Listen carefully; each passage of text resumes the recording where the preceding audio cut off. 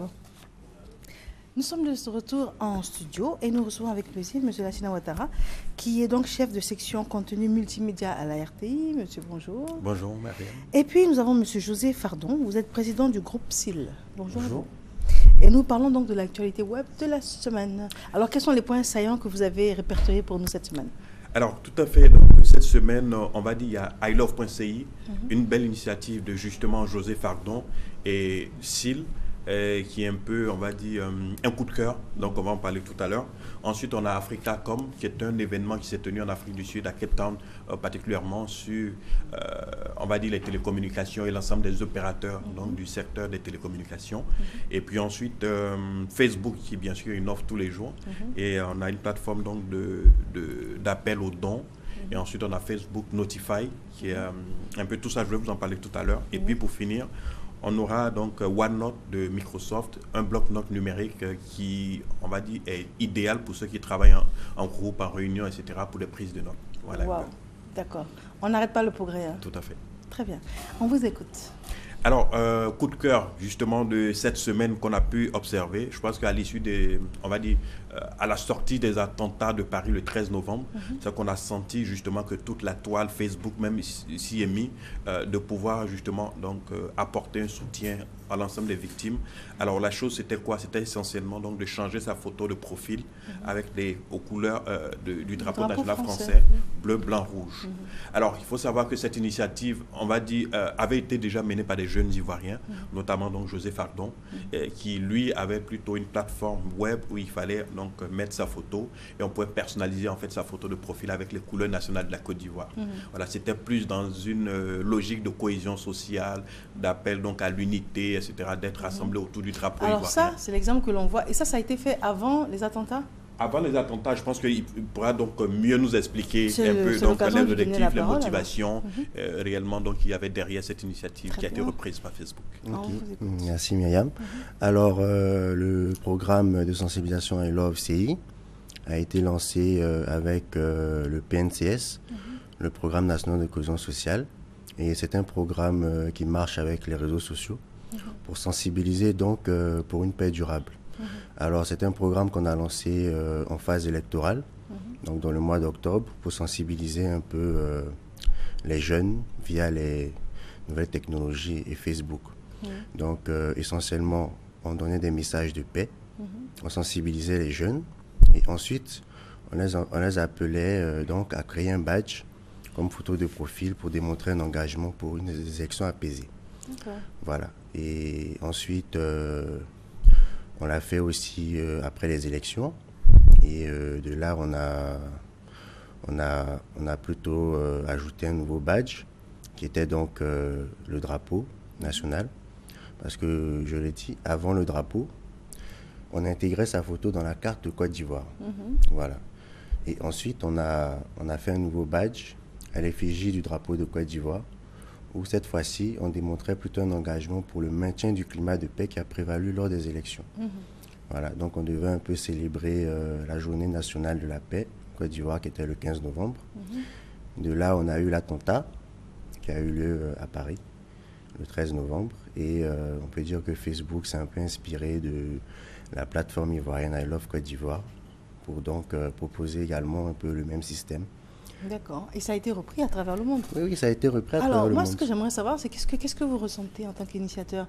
C'est un peu de contrariété, ça a été peut-être repris sans... Il y a des droits à payer quand c'est comme ça, ou bien une certaine fierté, parce que ça a été un mouvement qui a été repris à travers le monde, dont il faut vous reconnaître la paternité. Quel est votre sentiment? Non, en tant que jeune Ivoirien, bon, c'est vrai que je suis blanc de peau, mais je suis né en Côte d'Ivoire et je suis Ivoirien. En tant que jeune Ivoirien, c'est plutôt une fierté parce que la Côte d'Ivoire a donc initié un nouveau système qui est repris à travers le monde et c'est une fierté.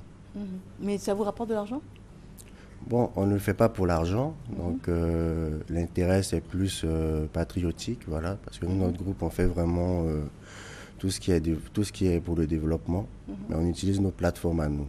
Vu que notre spécialité c'est le web, on veut sensibiliser aussi avec nos plateformes pour le développement.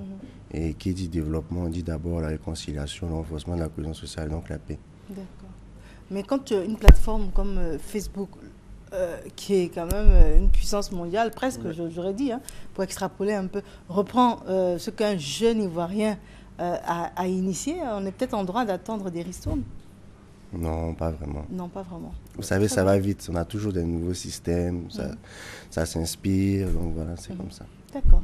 Très bien. Donc, en fait, c'est ça. C'est-à-dire qu'aujourd'hui, donc, les technologies deviennent en fait des outils réellement donc, de sensibilisation, d'appartenance, de création de cohésion sociale. Parce qu'on sait, par exemple, que les jeunes sont plus aujourd'hui sur Facebook, sur Twitter, donc sur des plateformes web, etc. Donc, c'est là qu'on les attend. Et pour moi, c'est que justement, cette initiative est à saluer. Et on a vu également, donc, après les attentats, justement, Facebook qui s'est mis un peu dans la danse. Et jusqu'à présent, donc, nous sommes des millions et des millions donc, à voir nos photos de profil avec le drapeau bleu, blanc, rouge. Très bien. C'était donc I Love Côte d'Ivoire qui est devenu I Love la France. Oui, tout à fait. Très bien. Le deuxième point? Alors, deuxième point, c'est AfricaCom 2015 qui s'était tenu donc, en Afrique du Sud, à Cape Town. Alors, AfricaCom, on va dire que c'est une rencontre annuelle des ensembles des acteurs du numérique, des télécommunications. Vous avez donc ceux qui sont dans les contenus, comme des chaînes de télévision, etc. Ceux qui proposent aujourd'hui des services innovants comme la VOD, la SVOD.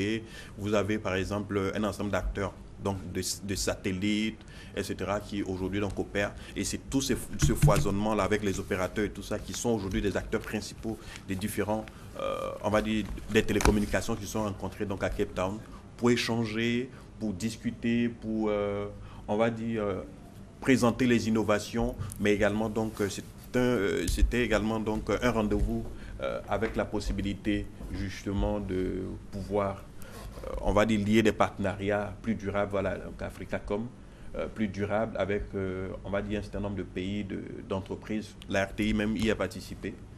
Et c'était vraiment donc, une occasion pour voir un peu dans le milieu des télécoms et dans les années à venir, qu'est-ce que, donc, on est en droit de s'attendre. Voilà.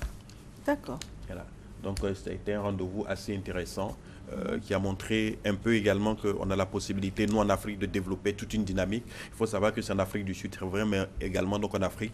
Et l'Afrique représente un peu l'Eldorado de tous ceux qui sont des opérateurs télécoms, qu'on soit américains, européens, japonais ou chinois. Voilà, ça veut dire que le continent développe réellement donc une dynamique.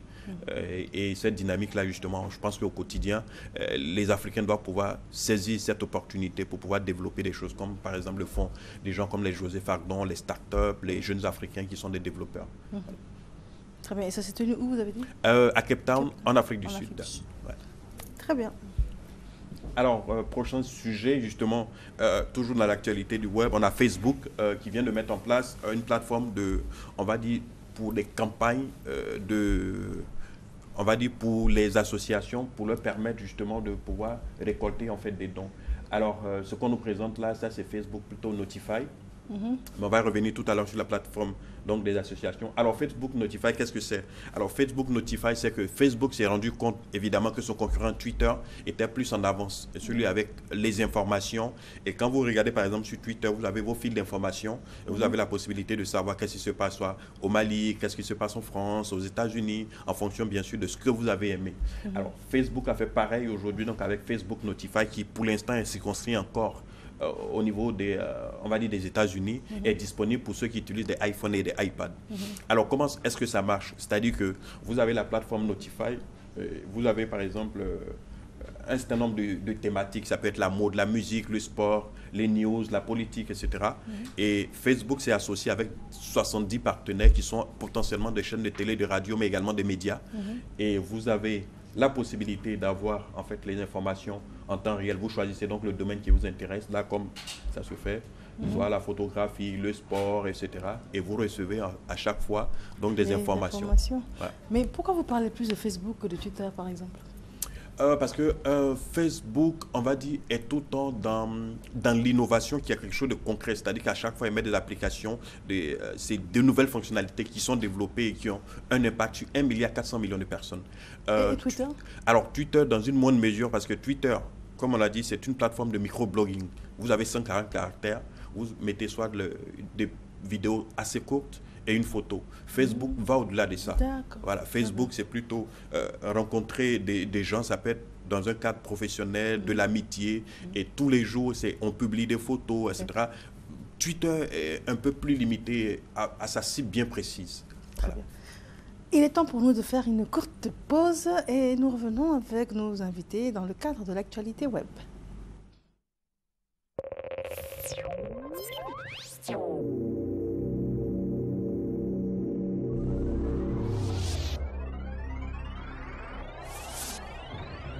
Sous le patronage du Premier ministre, ministre de l'économie, des finances et du budget, son Excellence M. Daniel Kablan-Duncan, l'État de Côte d'Ivoire et l'ONUCI co-organisent un séminaire international de haut niveau sur l'expérience du processus de désarmement, démobilisation et réintégration DDR des ex-combattants en Côte d'Ivoire, les 25 et 26 novembre 2015 à l'hôtel président de Yamoussoukro. À cette occasion, les experts ivoiriens partageront l'expérience ivoirienne avec les homologues de l'ONU, l'Union africaine, l'Union européenne, la CEDEAO et l'UNOA. À l'occasion de ses 20 ans à Montréal et des 15 ans d'existence à Abidjan, Access Canada, firme canadienne spécialisée dans l'immigration pour le Canada, organise ses journées portes ouvertes du mercredi 25 au 27 novembre de 8h à 18h dans le hall de la Galerie Nabil au plateau à la rue du Commerce. 3 jours pour vous présenter notre prestigieuse firme, avoir des témoignages palpitants de personnes ayant reçu leur visa pour le Canada, les détails sur la procédure d'immigration. Avec nous, l'immigration ça marche depuis plus de 20 ans avec plus de 40 000 visas remis. Entrée libre. La deuxième édition de la Foire internationale d'Abidjan, FIA 2016, placée sous le thème « La formation clé de la réussite des affaires », se tiendra du 24 mars au 5 avril au Palais des Sports de Trècheville. FIA 2016, entreprises, opérateurs économiques, commerçants, associez votre image à cet événement ou réservez votre stand en appelant le 22 00 15 08, 22 00 15 09. La Foire internationale d'Abidjan, notre rendez-vous économique. FIA! Bienvenue au groupe COF-CESA. Le groupe COF-CESA, ce sont 3 écoles. CESA Kumasi, CESA Plateau, CESA Yopougon. Le groupe COF-CESA, c'est le travail pour la réussite avec ses filières et ses résultats de 2015. Secondaire technique, plus de 46% au bac. BTS tertiaire, plus de 65,09%.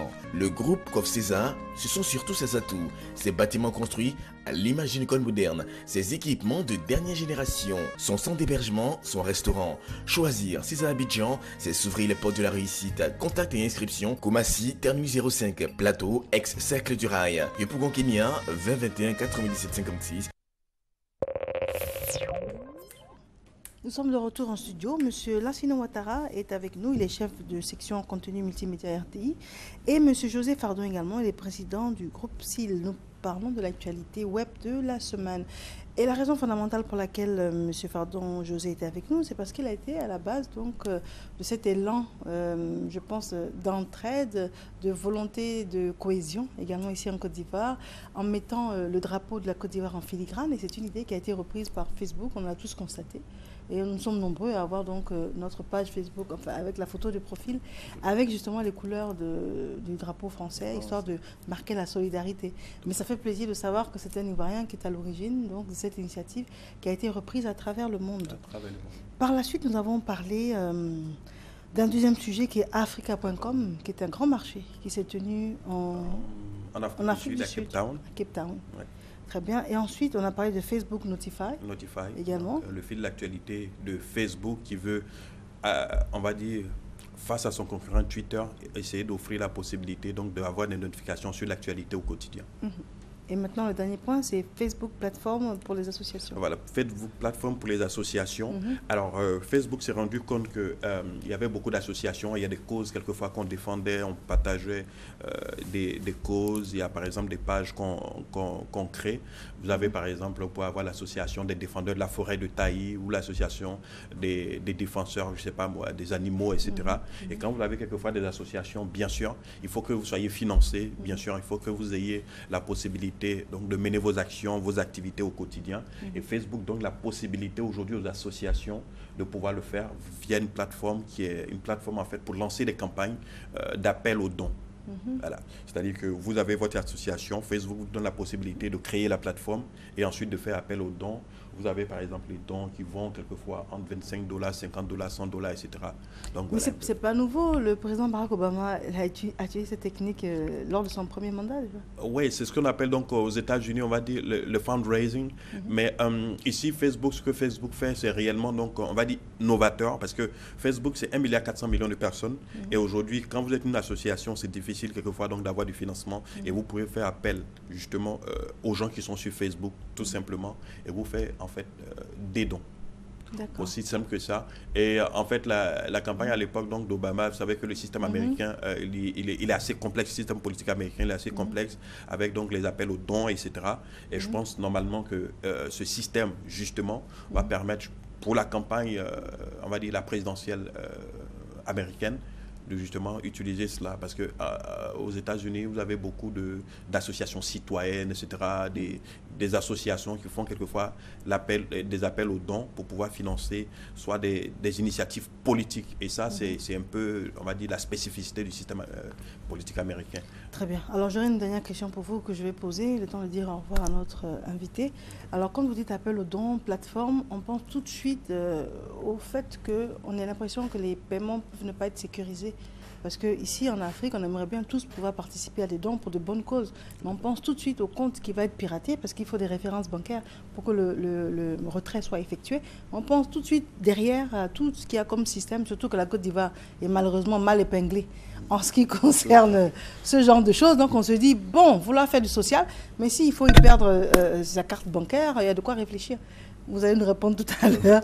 Le temps pour moi de vous demander un dernier mot avant de vous laisser partir. Merci Mayam. Donc, je tiens déjà à remercier toute l'équipe de RTI et de Matin Bonheur.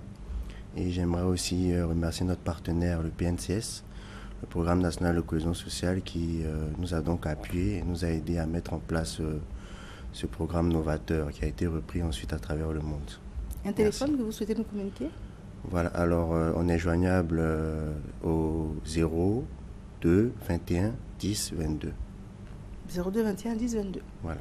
Je vous remercie, M. José Farbon. Merci à vous. Alors, je reviens à ma question. Tout à fait. Oui. Alors, effectivement, il faut savoir que c'est l'un des enjeux, justement, c'est la sécurité aujourd'hui, donc du cyberespace. Et vous avez en Europe, au Japon, en Asie, un peu partout, même aux États-Unis, les moyens de paiement qui sont des moyens de paiement électroniques. Après, c'est, on va dire, aux institutions bancaires de prendre toutes les dispositions. Et normalement, dans toutes les dispositions prises, que ce soit au niveau de l'État ou alors des opérateurs. Aujourd'hui, par exemple, en Côte d'Ivoire, on va dire que le système est en train de s'améliorer. Alors, sachez qu'il y a quelques jours, on a décidé que l'État a décidé que les licences globales pour les opérateurs soient de 100 milliards de francs CFA.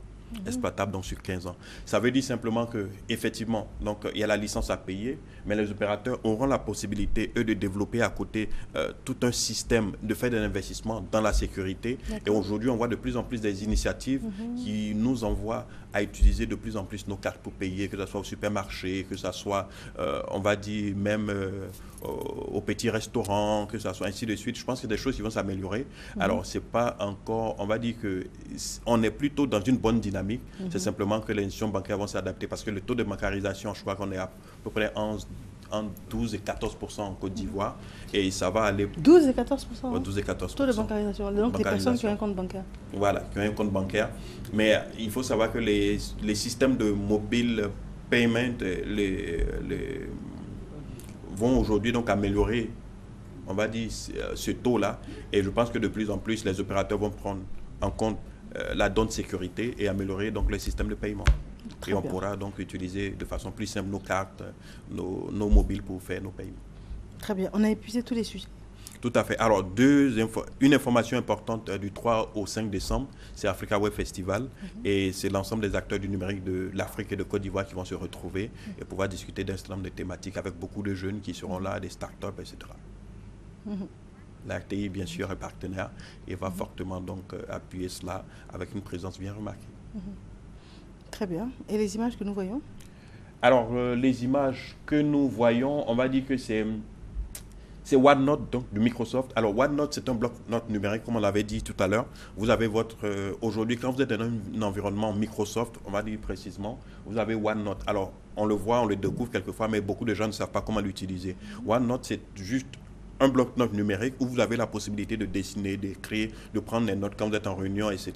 Et ensuite, pouvoir avoir les informations que vous avez prises, soit sur votre tablette, votre smartphone ou votre ordinateur directement. Ce qui fait que vous ne perdez pratiquement rien et la possibilité donc d'y ajouter des images, d'ajouter des cartes, d'ajouter un certain nombre d'éléments qui vous permettent réellement donc de vous retrouver.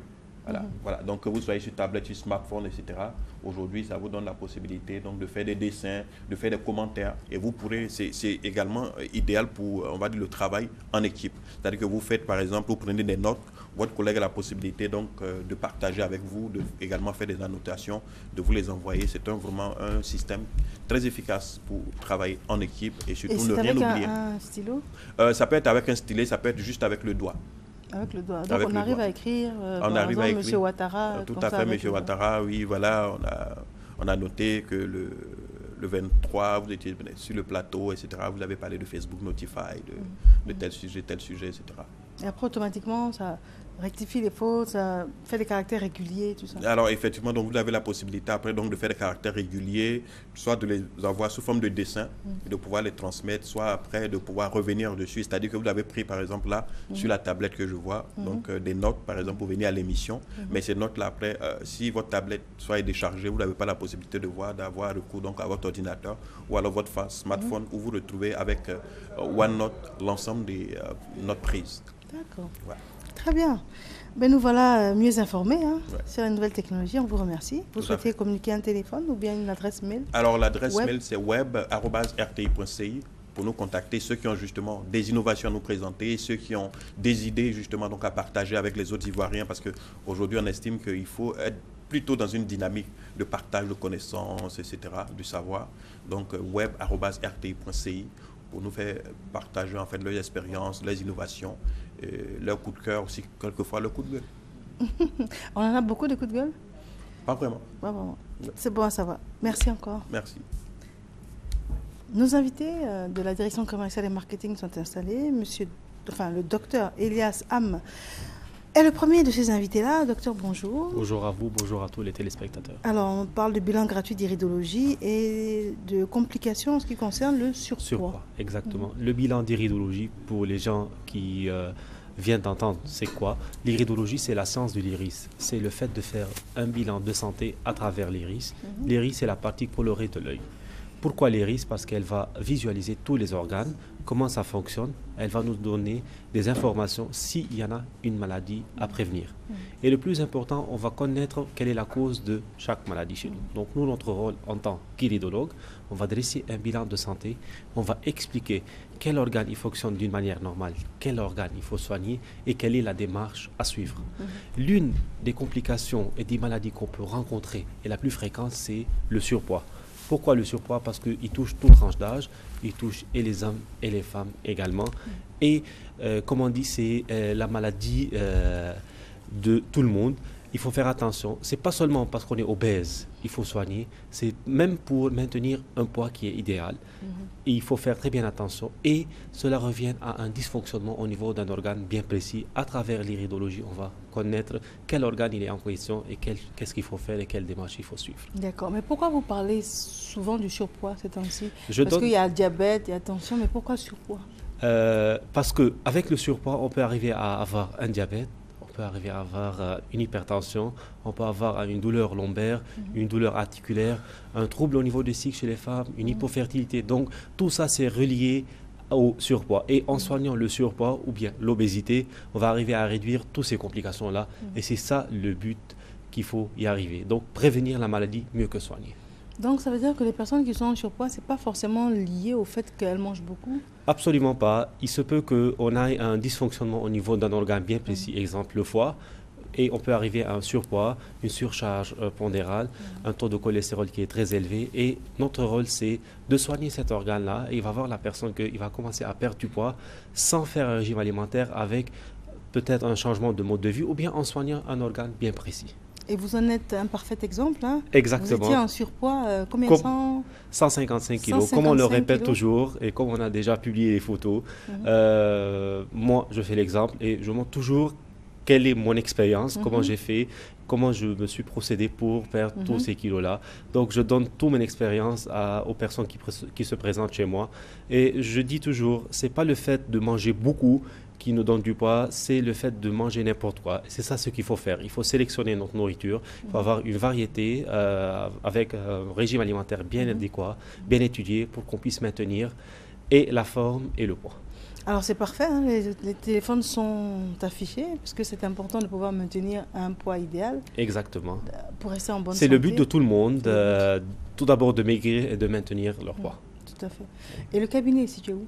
Nous sommes à Marcory, zone 3, à l'immeuble Opéra, au premier étage, deuxième porte. Et pour plus d'informations, c'est le 05 06 23 24. Je répète, le 05 06 23 24 et le 66 29 92 66. Et si mes souvenirs sont bons, les enfants ne sont pas concernés? À partir de 16 ans, toute personne peut passer pour faire son bilan là. Pourquoi? Parce qu'à partir de 16 ans, on a tous les signes iridiens qui sont complets au niveau de l'iris. Et c'est ça ce qu'il faut bien orienter la personne, comment il va se procéder. Mais comment on fait? Par exemple, la personne qui nous écoute, qui a un enfant en surpoids, qui a 6 ans, comment Bon, à ce niveau-là, on va leur donner des conseils sur un régime alimentaire, sur des démarches qu'ils vont suivre. Mais si on veut bien dresser un diagnostic à travers l'iridologie, il faut que ça soit à partir de 16 ans pour qu'on puisse bien dresser le diagnostic. Très bien. Les téléphones sont affichés, mais vous allez les reprendre? C'est le 05 06 23 24 et le 66 29 92 66. Très bien. Merci pour vous. Excellente journée. Vous également. Madame Dion-Marie. Madame, bonjour. Bonjour. Alors, la personne qui vous accompagne, je n'ai pas le nom, vous êtes? L'oracle. Ah donc j'avais le nom alors. Je cherchais monsieur... Monsieur l'oracle. C'est votre nom? Monsieur l'oracle. C'est bien noté. Vous nous parlez d'un appel à la cohésion de toutes les femmes de Yopougon, Madame Dion. Si. Bonjour, madame. Madame, bonjour. Merci. Je remercie la RTI d'avoir nous accepté ce matin. Je lance un appel à toutes mes sœurs de Yopougon. Vraiment, nous avons beaucoup de choses à vous dire. Alors, qui lance un appel? Qui? C'est une structure, c'est une organisation? Qu'est-ce que c'est? Oui. Qu'est-ce que c'est? Moi, je suis une présidente d'une coopérative. D'accord. Laquelle? Mais ce matin, je lance l'appel à toutes mes sœurs. Non, j'ai besoin de savoir qui lance l'appel. Quelle est la coopérative? Vous êtes là dans quel cadre? La coopérative s'appelle Mes Débasseux. Ça, et je suis la présidente. C'est une coopérative de quoi? De vivrier. De vivrier? Oui. De commercialisation. De commercialisation des produits vivriers qui se trouvent à Yopougon. Oui. Et vous, vous en êtes la présidente? Si. Et vous avez combien de membres dans cette coopérative? J'ai 253 membres. 253 membres.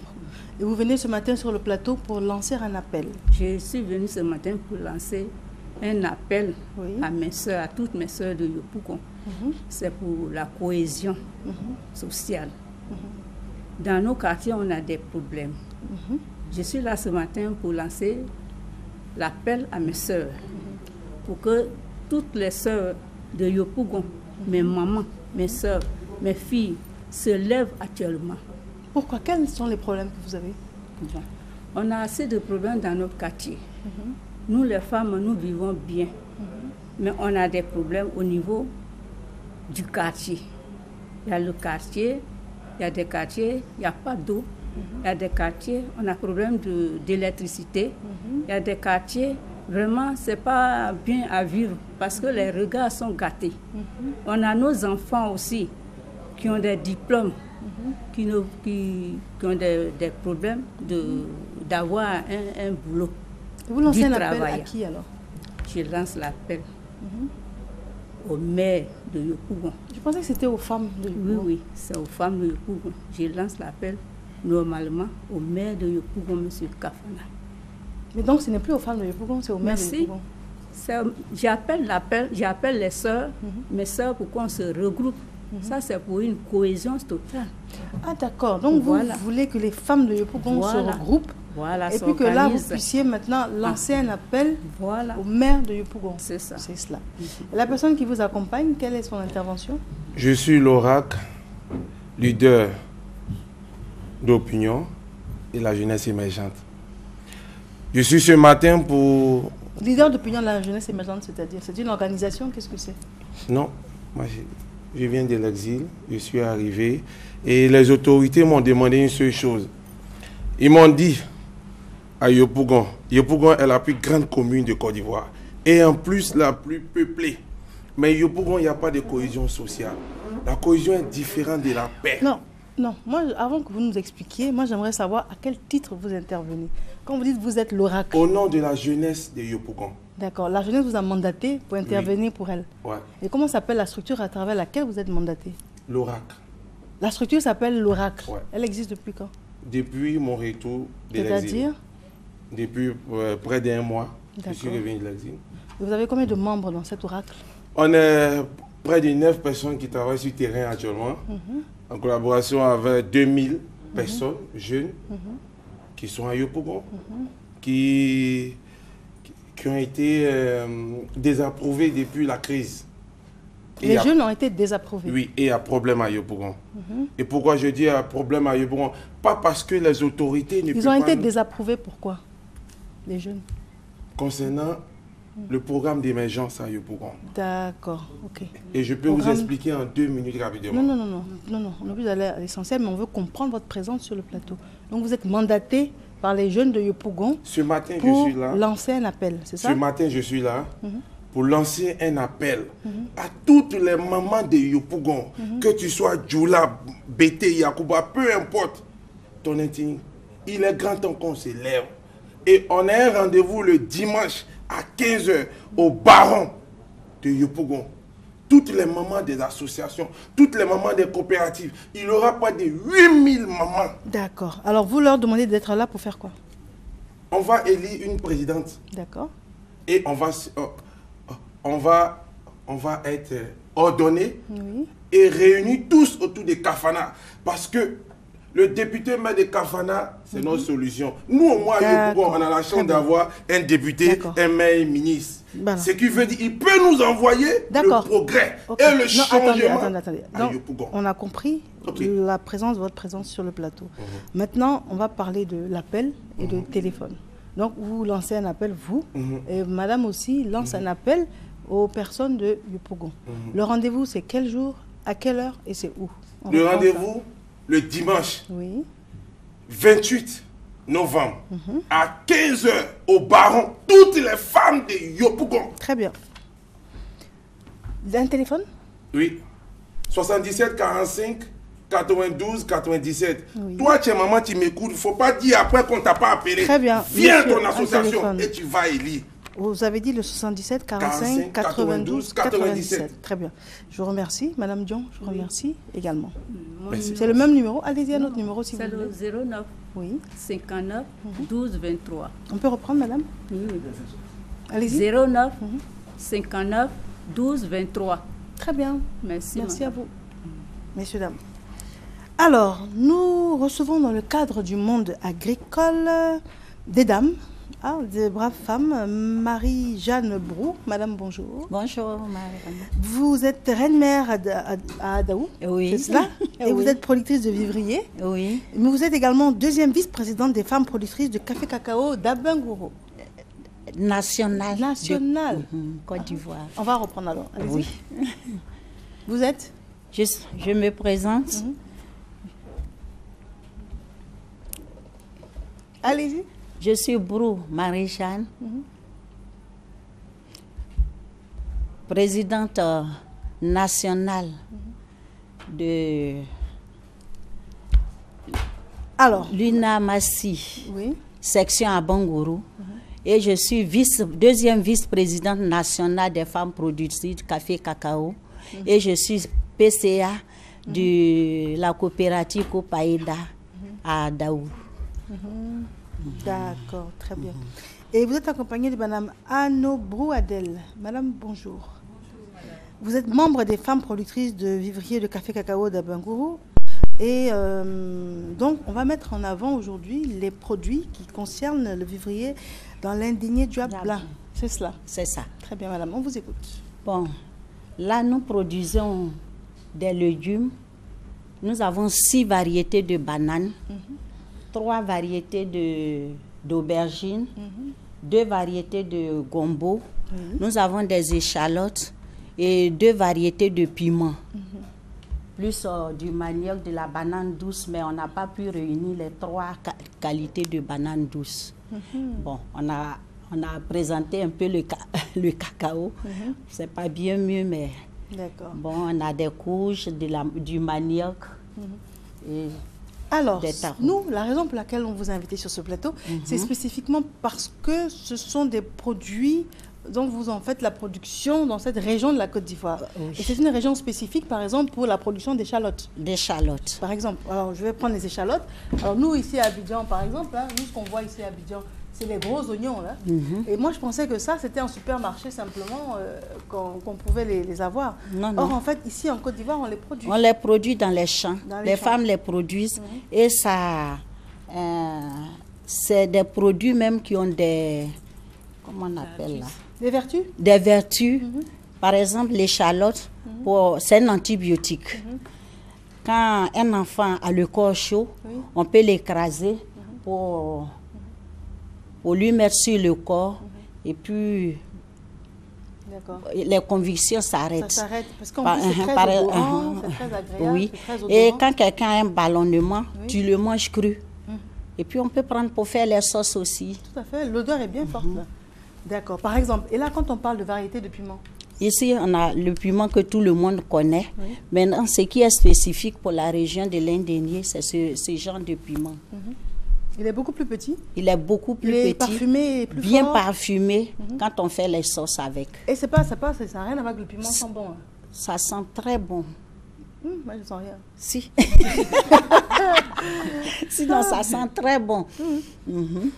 Bon, enfin, d'accord. Bon. Okay, d'accord. D'accord, très bien. Donc, c'est des variétés totalement différentes, mais c'est spécifiquement dans cette région de la Côte d'Ivoire que c'est produit. Par exemple, les aubergines, peut-être tout le monde en mange, hein, mais il y a plusieurs variétés d'aubergines. Vous voyez les plus longs, ça peut produire pendant la saison sèche. On peut les produire. Mais par contre, les autres, les ronds, ça c'est le ndroa que tout le monde connaît. Maintenant, les plus gros, rouges là, chez nous on appelle ça... Bon, c'est un peu grossier, mais c'est son nom, les testicules de mouton. Parce que c'est toujours un peu plus... C'est bien noté. C'est toujours... Quand ça sort même, c'est un peu plus gros. Ça n'a rien à voir avec le troupeau qui est derrière, que tout le monde connaît aussi. D'accord. Maintenant, on a... on dirait de la courgette, de la citrouille, qu'est-ce que c'est? C'est la courgette. Courgette, d'accord.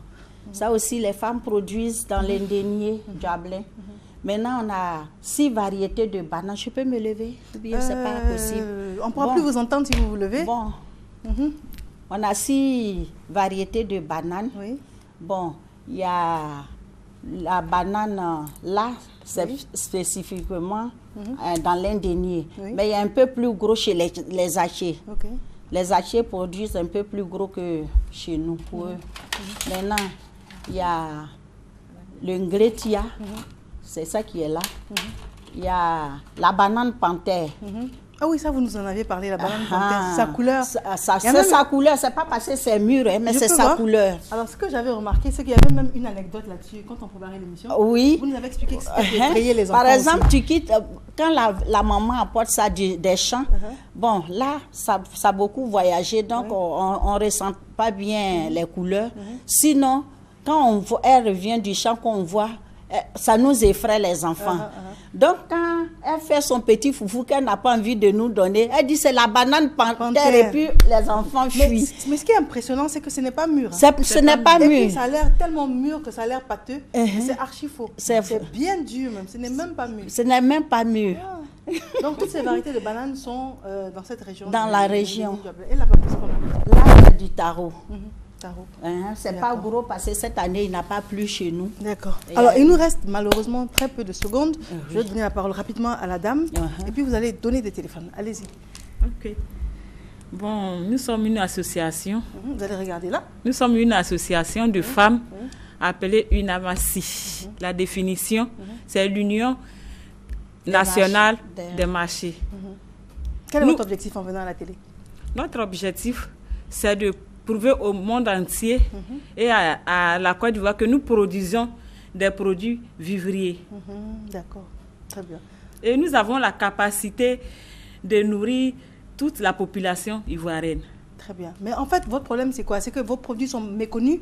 Vous avez des difficultés pour les évacuer? Pour les évacuer? Oui. D'accord. Bon. Et là aussi, nous produisons beaucoup pour sécuriser l'autosuffisance alimentaire, pour la cherté du panier de la ménagère. D'accord. Quand on voit ceux qui défilent comme ça, c'est que c'est mauvais signe, c'est que l'émission est finie. Ça veut dire que je vais vous demander un téléphone. Vous qui avez préparé un long discours. Non, on n'a pas préparé de discours, mais au moins on va dire merci à l'agriculture, à la NADER qui encadre toutes les femmes. D'accord. Et puis des téléphones peut-être? Le téléphone, bon, le 49 20 43 93, le 08 64 70 27, et puis le 40 62 71 07. D'accord. Alors, c'était donc Mme Marie-Jeanne Brou, reine-mère Adaou, productrice de vivrier, deuxième vice-présidente des femmes nationales productrices du café cacao.